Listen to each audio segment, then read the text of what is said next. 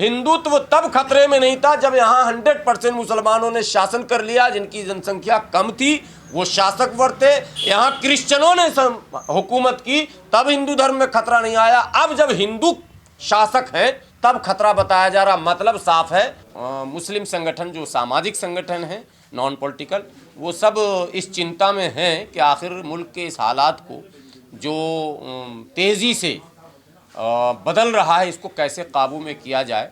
मुल्क में नफ़रत फैलाने वालों की तादाद में दिन ब दिन जो इजाफा हो रहा है, मुल्क में हेट स्पीचेस, माइनॉरिटी को टारगेट करने और माइनॉरिटी को का मोरल डाउन करने के लिए इन पर कई तरह के बेतुके आरोपों के साथ इनका सामाजिक बहिष्कार तक के नारे जो लगातार बढ़ रहे हैं एक के बाद एक, ये हमारे लिए तो चिंता का विषय है ही। मुझे लगता है देश के सभी नागरिकों के लिए चिंता का विषय होना चाहिए।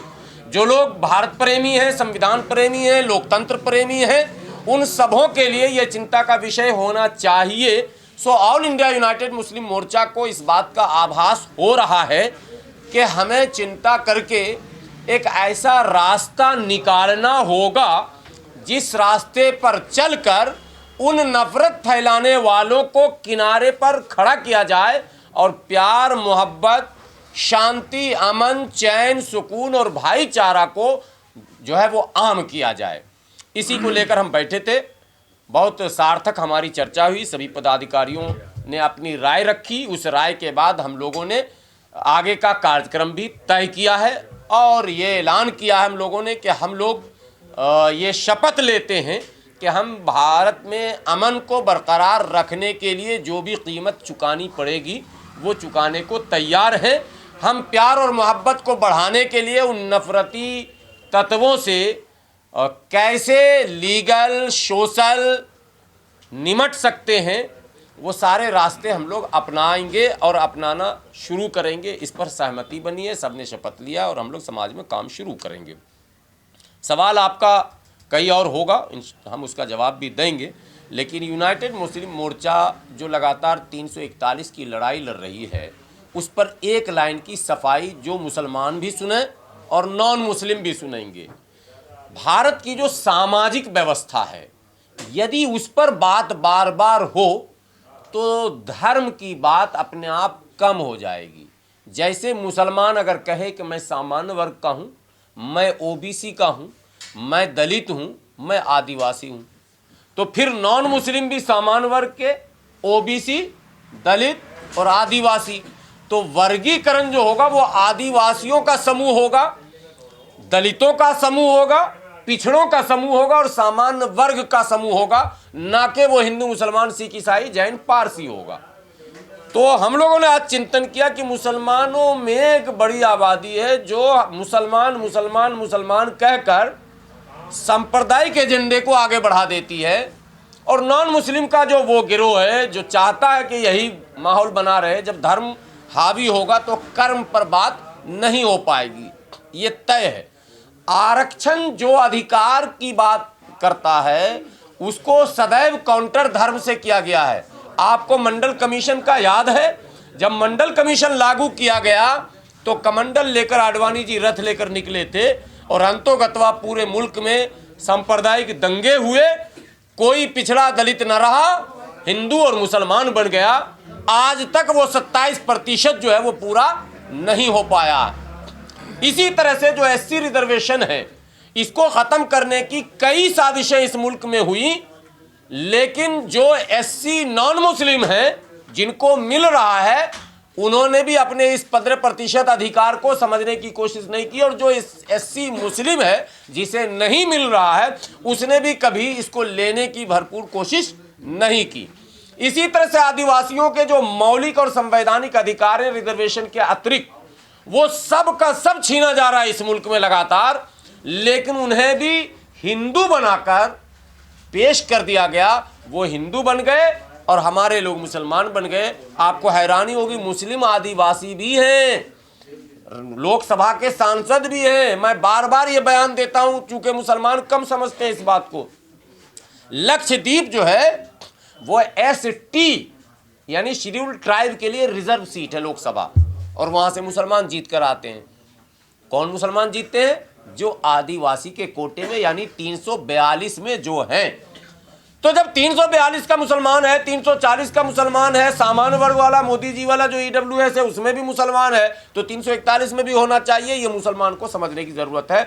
जब अधिकार की हम बात करेंगे तभी धर्म और धार्मिक उन्माद को हम रोक पाएंगे।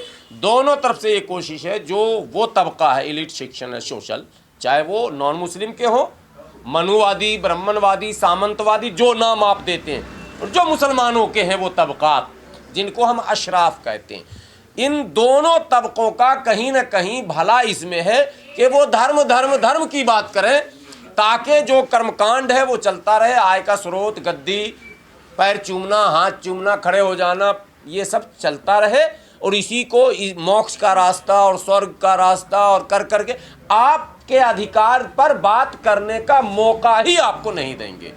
इसलिए यूनाइटेड मुस्लिम मोर्चा हिंदू और मुसलमान और सिख और ईसाई और जैन और पारसी, आस्तिक नास्तिक सबसे अपील करती है कि ये देश संविधान से चल रहा है और संविधान ने सबके अधिकार की वकालत जब कर दी है तो अपने अपने अधिकार की बात करें और अपने अपने समाज को अधिकार दिलाने के लिए समय निकालें, ताकि ये सांप्रदायिक एजेंडा को हम काउंटर कर सकें।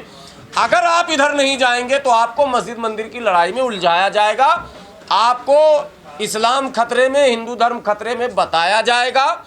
जबकि इतिहास का अध्ययन करें, जब इस्लाम यहाँ आया था तब भी खतरे में नहीं था, आज भी खतरे में नहीं है, क़यामत तक कभी खतरे में नहीं आ सकता। इस्लाम, मुसलमान आ सकता, इस्लाम नहीं आ सकता खतरे में। इसी तरह से हिंदुत्व तब खतरे में नहीं था जब यहाँ 100% मुसलमानों ने शासन कर लिया। जिनकी जनसंख्या कम थी वो शासक वर्ग थे।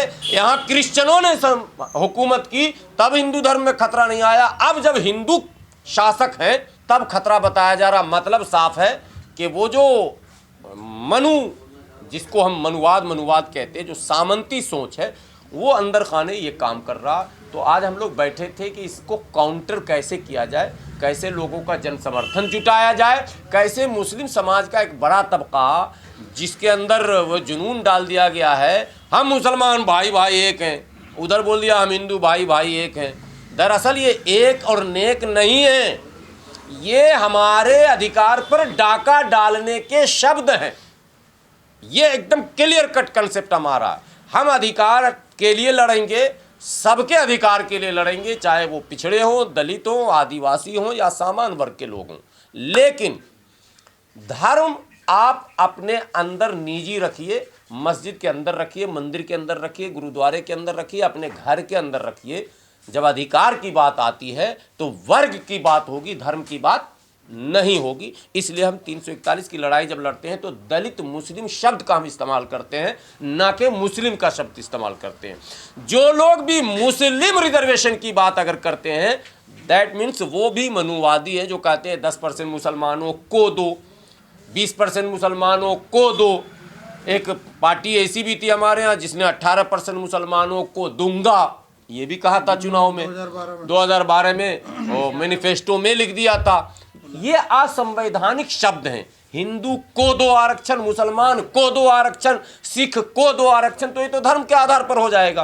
तो फिर पिछड़ा और दलित और आदिवासी का क्या मतलब बन जाएगा? इसलिए संविधान में जो शब्द नहीं है उसे ना थोपिए, संवैधानिक लड़ाई लड़िए, अधिकार की लड़ाई लड़िए, समाज में सबका सम्मान कीजिए, सबको इज्जत दीजिए, सबसे प्यार से मिलिए। इसके लिए ये चिंतन बैठक हम लोगों ने किया था।